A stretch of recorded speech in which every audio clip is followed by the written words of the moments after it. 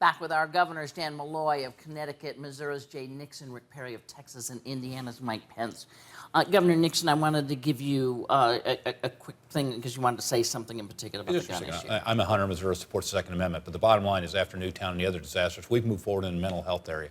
Second most folks trained in mental health first aid, 29 mental health liaisons out there, pilot projects to make sure that folks that show up at emergency rooms don't just end up in jails and back and forth. And I think a lot of states are doing that exact thing. While Washington talks about kind of what size of gun or what type of gun and does absolutely nothing, we're actually on the ground out there trying to interact with young folks that have mental health problems much earlier and empower people to help. I want to move you to the death penalty issue. I am interested in it because I keep reading things. Actually, we have 3 states where the death penalty is still legal in Connecticut now. I know you don't have the death penalty.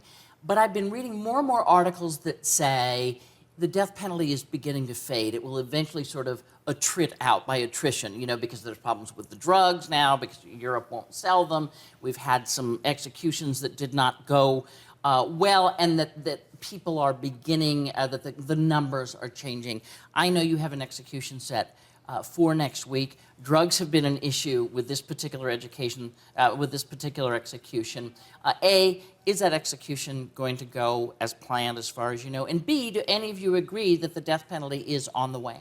Well, we're moving forward with that execution, and we'll continue to enforce the ultimate penalty. It's a serious business, and we treat it very seriously. Both in my time as Attorney General as well as now as Governor, I've been involved in those. I think it's really important 2 things. Number one, that each of these cases is an individual. I mean, the death penalty is not a broad issue, and that's why you have juries involved and courts involved in individual decisions. And the second thing I ask everybody in the media is to remember the victims as these things move forward. I mean, I think there's just so much attention on both the process as well as the offender as you get near the end, and they try to make them stars. There are families out there that have had to suffer sometimes 10 or 15 years before that ultimate punishment is meted out. And I would just ask everybody to continue to think about this murder took place 25 years ago, right. the scheduled execution.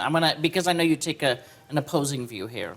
Well, listen, you know, Connecticut decided that we didn't want to have the death penalty any longer. To go to your point, there are a number of states that have taken that step over the last few years. And so we're quickly approaching a majority of the United States citizens that live in states that don't have the death penalty.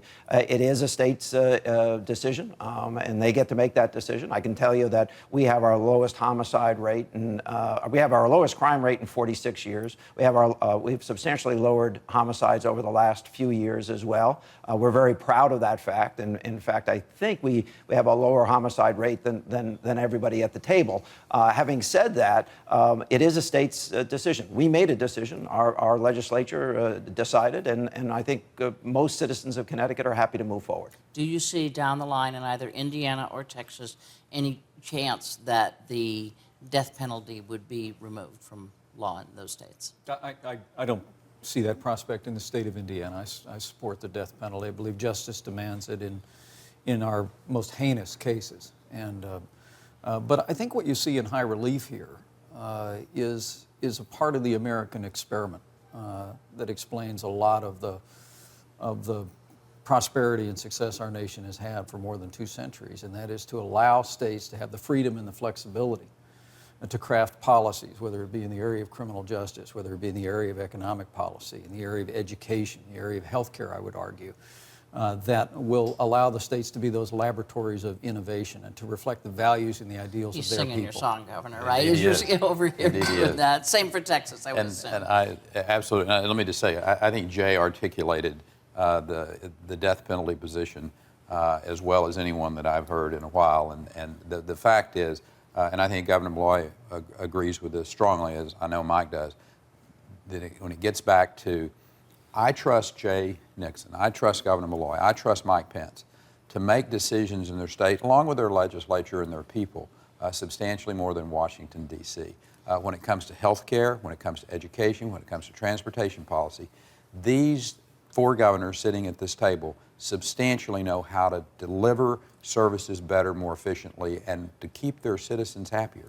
Which brings me to the minimum wage, which I wanted to ask you about again. I think we have two, yes, let's raise the minimum wage, and two not, but I'll let you all speak for yourself. The president wants to raise the federal minimum wage. It's an election year. That's always a good election issue for Democrats.